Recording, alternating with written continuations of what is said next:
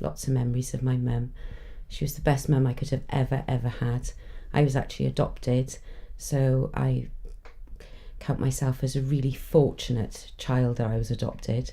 My mum she was the pillar of the community. She was very kind, she was very outgoing, she was very bubbly. She was a wonderful mum and a wonderful grandmother and friend. Losing your mother is so sad, because every time I had something of excitement to tell my mum, anything sad to tell my mum, any questions I needed to ask, my mum was always there to listen and to giggle with and to share happy and sad memories with. My mum moved into the care home in the summer of 2006. She'd had a stroke in the Easter following major cardiac surgery. We couldn't have looked after her in the house at all. She was completely bedbound, so there was no option but for her to go into a nursing home. I know that she would have hated the thought of going into a care home, just because she was such an independent person. She was a carer, not somebody to be looked after. You know, she would look after others. So it was complete role reversal for her. We were given a choice of care homes for her to go to, and my father chose the one that was local to the community. I found my mother's named nurse, because people have a named nurse in a care home, and I said to her, I've brought the bras that you asked for.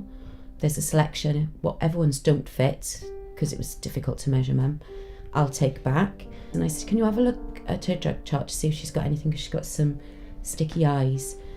And the nurse said to me, and this will haunt me forever, I wish I was an octopus so I can do everything you want me to do for your mother.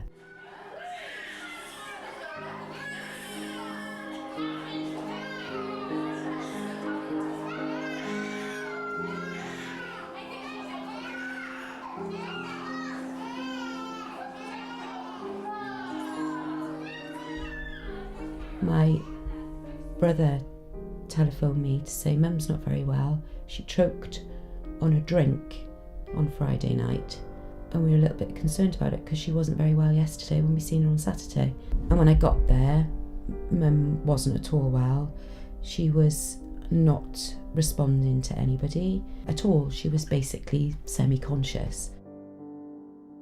I went down to see the nurse and said, I'm a bit concerned my mum's not well. This is probably about 10:30. And the nurse said, oh, I don't know. And I said, oh, mum's not very well. She choked apparently on a drink the night before last. Oh, I wasn't made aware of that. And I said, well, my father and my brother are worried. That's why they're here this morning. That's why they've called me. Oh, we'll be up to see your mum shortly. So they didn't come. And then 1 o'clock they came. And they turned her, we left the room. They turned her, they came out. Oh, she's fine. I went back in. She wasn't fine. Breathing wasn't right. Her pulse rate wasn't right. I went back downstairs. I challenged them. I made them come up, check it again. And I said, my mum's not well. And I would call a doctor at this point. It's not the same in the community. I said, well, I feel the doctor needs to be called. They did call the doctor. I'm not convinced of what they said to the doctor on the phone. The doctor didn't come out. As the week progressed, she just got worse. Apparently the doctor had seen her. Apparently bloods had been taken. The Thursday night I went, I was there. It was a terrible night. I remember it clearly. I'd been on a steady day. It was pouring down with rain. It was winter. It was dark. She was clammy and cold and dying.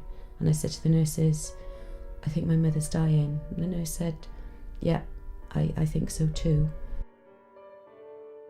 My brother went to the nursing home the following morning and he said, mum's really not very well. I said, I'll phone the GP. I phoned the doctor. Let me just check her results. He looked at the blood results. I think your mum needs admitted to hospital. She was admitted to hospital, and from then on it was all professionals, all involved. POVA started, police were involved, and there was an embargo on the nursing home. The nurses in the hospital that were absolutely amazing. They said that it was what have they been doing? Her condition was so poor. Consultant said it was the worst pressure sore on her sacrum that he'd ever seen. But with the correct care, my mother lasted another 6 weeks or more, and just one day then she just passed away.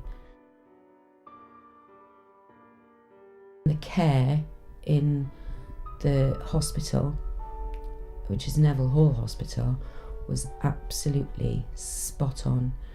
They were amazing. They were amazing with us as a family. They were amazing with her care. They came in and turned her regularly. They came in, there was somebody from one voluntary organisation. Would your mother like her nails done today? Well, my mother was unconscious, but they cleaned and filed all her nails, and they made her look like a person again, because that had been lost in the nursing home.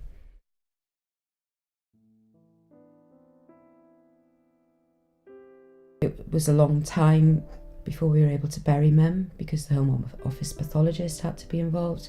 She had to be brought back down to Cardiff for that process, and then for many, many years we were having on and off contact with the police. None of our questions were really answered as to who was responsible for this. We knew nothing about this horrendous pressure sore, which the consultant said to me, I know that you're a nurse and it's your choice whether you look at the pressure sore photographs, but I advise that you don't, because they will haunt you forever. I don't understand why my mother's GP, who was the owner of the nursing home, hasn't been held accountable. The two nurses, my mother's named nurse and the matron, have been struck off the nursing register, so they'll never work as nurses again. And I believe that they won't be able to work with any vulnerable people. I was only privy to go to hear any evidence given after I'd given my own evidence, as it would be in a normal court. So I missed my mother's consultant. I missed his evidence being given. And the nurses didn't appear. They should, but they didn't. It says it all really, doesn't it? They were doing something. Go and stand. No. Go and stand there. I think the number one man of... Sadly, when the nurses did get to court and they did get struck off, which was, I was satisfied then that they would never do any harm to anybody else. But my father wasn't there to witness that, which is so sad, because my father died before that happened. But I think if anybody is unhappy with any care that they're receiving in a nursing home, they need to pass it on. They need to pass it on to the social services, adult social services, because one complaint of one person, there may be 10 other complaints of 10 other people, and it's until you've got the big picture, you don't know what's going on.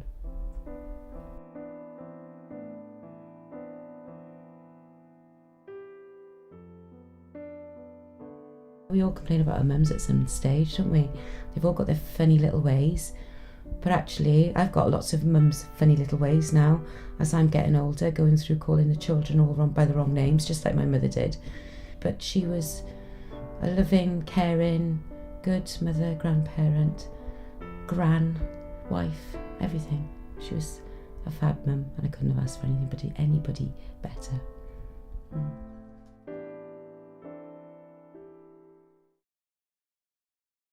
Who are you? Who is that lady? And there's the Queen.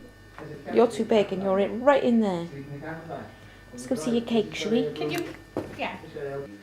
You're talking world economy and we're supposed to be Christmas. Tiara and the Queen. And the Queen. I forget everything. Yeah, she's trying to put that down. Fun it is to ride on a one-horse open sleigh. Hey, Jingle bells, jingle all the way. Oh, what fun it is to ride on one horse open sleigh. Go on then.